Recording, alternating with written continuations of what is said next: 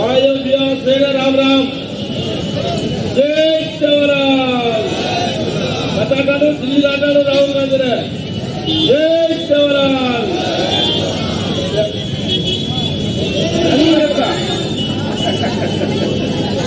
जय एकलव्य ओके जय कोमराम देव okay thank you అందరికీ నమస్కారం రాజోగారు రామరావు ప్రధానంగా అది అభిమానంతో మీ అభిమాన నాయకుడు మీ శాసన సభ్యుడు మా అందరికీ స్నేహితుడు ఈ రాష్ట్ర ముఖ్యమంత్రి రేవంత్ రెడ్డి గారికి కుడి భుజం ఎడభుజంగా ఉన్న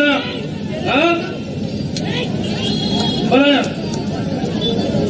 వంశీ కృష్ణన్న డాక్టర్ వంశీ కృష్ణన్న ఈ రోజు నుంచి డాక్టర్ వంశీ కృష్ణ నాయక్ అంతేనా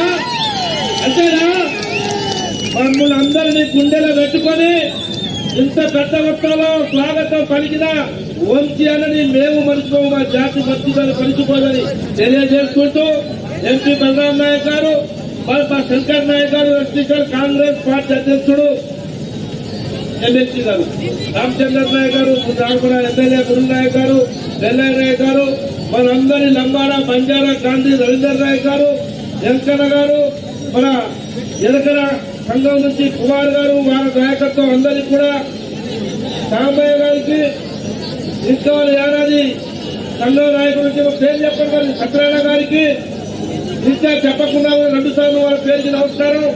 స్థానిక నాయకత్వానికి అందరికీ కూడా కాంగ్రెస్ పార్టీ నాయకత్వానికి వారి బిఆర్ నాయకత్వానికి శ్రీరామరావు ఎలకల నాయకత్వానికి స్థానికులకు కూడా నమస్కారం. అన్ని విషయాలు చర్చలు చెప్పారు, ఏం జరిగిందో చెప్పారు. ఇందిరాగాంధీ గారు సహాయం చేయటం వల్లనే మేమందరం ఎమ్మెల్యేలు అయినాం. మీ అచ్చంపేటలో చాలా మంది ఉద్యోగస్తులు అయ్యారు. మీ అచ్చంపేటలో ఇవాళ ఉద్యోగస్తులు అయ్యింది అంటే ఎస్టీ నుంచి అందరూ ఇందిరాగాంధీ గారు రిజర్వేషన్ ఇవ్వటం వల్లే మేమందరం ఎమ్మెల్యేలు అయినామనంటే ఇందిరాగాంధీ గారు రిజర్వేషన్ ఇవ్వటం వల్లే. ఆ రోజు తల్లి హాస్టల్ పెట్టి కాలేజీలు పెట్టి ఉద్యోగం ఇచ్చింది ఎవరు? ఇందిరాగాంధీ రిజర్వేషన్ ఇవ్వటం వల్ల. కాబట్టి ఇందిరాగాంధీని కానీ ఇందిరాగాంధీ కుటుంబాన్ని కానీ బంజారా జాతి, లంబాడా జాతి, ఎరకల జాతి, ఏడాది జాతి జన్మలో కూడా మర్చిపోకూడదని మీ అందరి సవినయంగా మనవి చేస్తూ ఈ రోజు ఏదో మాట్లాడతారు పెద్ద పెద్ద నాయకులు. అక్కడ జిల్లా ఇక్కడ జిల్లా భావవర్గు తిరుగుకుంటూ మాట్లాడుతూ ఉన్నారు. అక్కడ బీజేపీ వాళ్ళు మాట్లాడుతూ ఉన్నారు.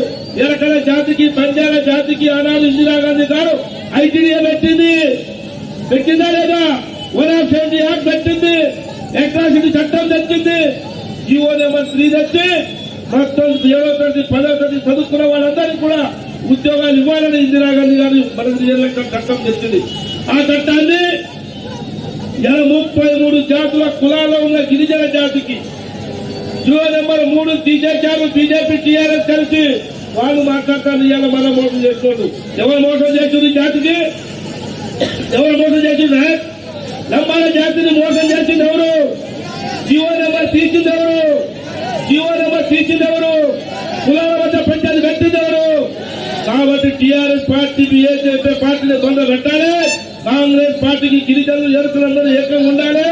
రాహుల్ గాంధీ గారిని ఆశీర్వదించాలి. అవునా కదా? ఆచరిస్తా భారత గిరిజనుల ఐక్యత, బంజారాల ఐక్యత, ఏకల ఐక్యత అందరూ కలిసి వంశీ కృష్ణను మరోసారి ఎమ్మెల్యే చేయాలని చెప్పేసి బహిరంగ మనవి చేస్తూ ముగించుకున్న జై తెలంగాణ. దయచేసి ఒక బంజారా